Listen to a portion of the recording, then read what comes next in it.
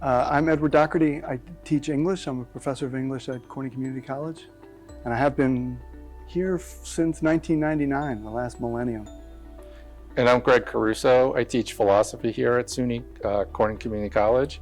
Started working here in 2006. And we're here today to talk about critical thinking.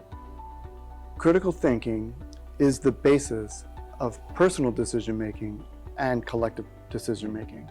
So if you don't see that connection, then it can feel like just this hollow school exercise.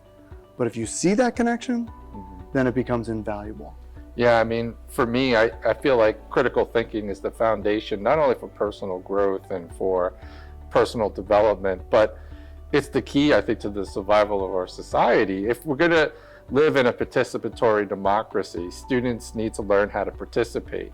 But to be able to properly participate in our society, in our culture, in our collective decision-making, you have to be an astute consumer of information.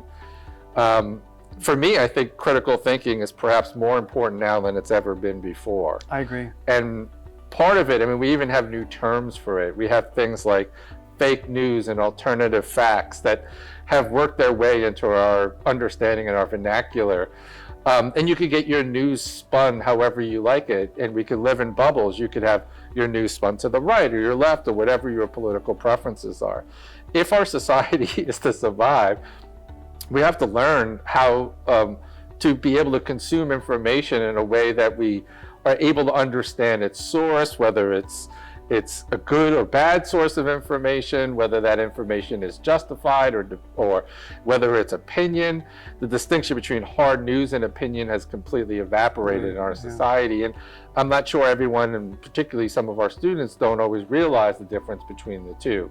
So if we're going to, I think, engage in collective decision making, we need to learn the ground rules for communicating with each other in a way that's both respectful, but also understanding of the opponent's view in a way that's charitable so that you can present the best version of that opponent. And so that way we don't always just demonize those that hold views that we disagree with.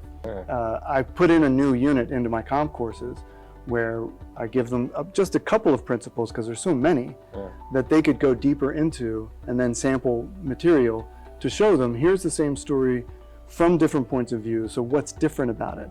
And by recognizing this is the same core event, but it's being spun this way and it's being spun that way, and here are the techniques. Once they know the techniques, then they can apply it to any topic that comes their way. One thing I often tell my students when we're talking about critical thinking is we have to be aware of confirmation bias. Oh, yeah. So we have this tendency to process information based on whether or not it agrees with what I already hold to be true.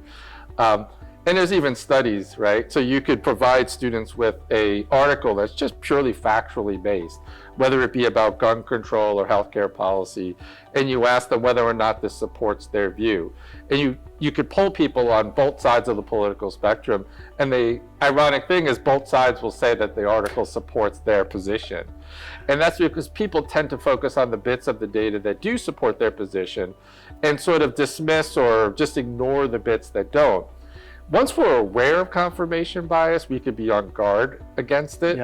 And we could seek to look at arguments more carefully to actually see whether or not this conclusion follows from these premises, whether or not there are hidden assumptions in the argument. You don't want to get to a conclusion and say it's a conclusion you don't like, just dismiss the argument. Because when you analyze the argument carefully, you may realize this is a pretty good argument. It follows from these premises. These premises seem to be true. Likewise, you don't want to read something, get to a conclusion you like, and just blindly accept it.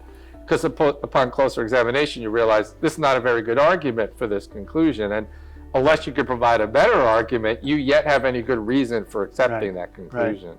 In that critical literacy unit, I try to hint at that to say that the confirmation bias that is kind of built in, we find confirmatory evidence in our own experience as well as in research, and then that gets built into AI, where what you search on the internet then gets confirmed. They keep giving you what you've already liked, and that creates a filter bubble. And I was amazed at how few students we're aware of that concept. But if you trace it back to, it's not something that's happened in the tech world only. It's an outgrowth of this bias, this intellectual proclivity to find information that confirms your own conclusion. And that's really hampering. And we don't even know it's operating. Critical thinking has a creative and a critical component, right? I do too. So the critical part is giving them the skills to break down arguments, to analyze complex passages, to synthesize information, to see, can you reconstruct this in argument form? Can you evaluate the logic? Are there any fallacies or errors in reasoning? But the more you do that, and the more you analyze, and for me, it's like we analyze other famous philosophers' arguments to teach them the critical skills, you get better at the creative. And the creative is when you develop and reconstruct and build theories and arguments of your own. But you can't do that right from the get-go, or at least you can't do it well, without first learning the critical part of the process and being able to know what constitutes a good argument and a bad argument, and what types of fallacies or errors in reasoning we need to be aware of and be on guard against. The more you engage in the critical, the better you get at the creative.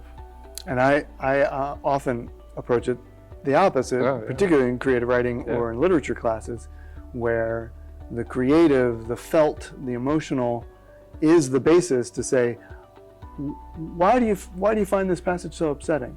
Or why are you laughing at this part? And that's the piece where you move from a reader for enjoyment, I just read it and then I don't think about it, to a critical reader, which is, I've had this response, now let me question what in the text and what in myself has kind of collaborated to create that response. And I find that delightful. It's endlessly informative for me because I'm always learning about myself, but I'm also experiencing texts, stories, novels, manga, and all kinds of stuff. I try to expose my students to a variety of kinds of readings to spark different kinds of responses. Then when we have that, we can engage in the next piece, which is back to the critical part.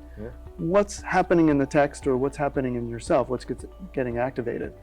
And we can go back and forth between critical and creative. It's important to see both components of that. I think so. Otherwise, you get this impression of critical thinking as this Spock-like, rational, purely abstract process of just analyzing arguments, when there's an artistic component to it. There's a creative component to it. And once students can see that, it's actually sort of the fun part of critical thinking. I agree,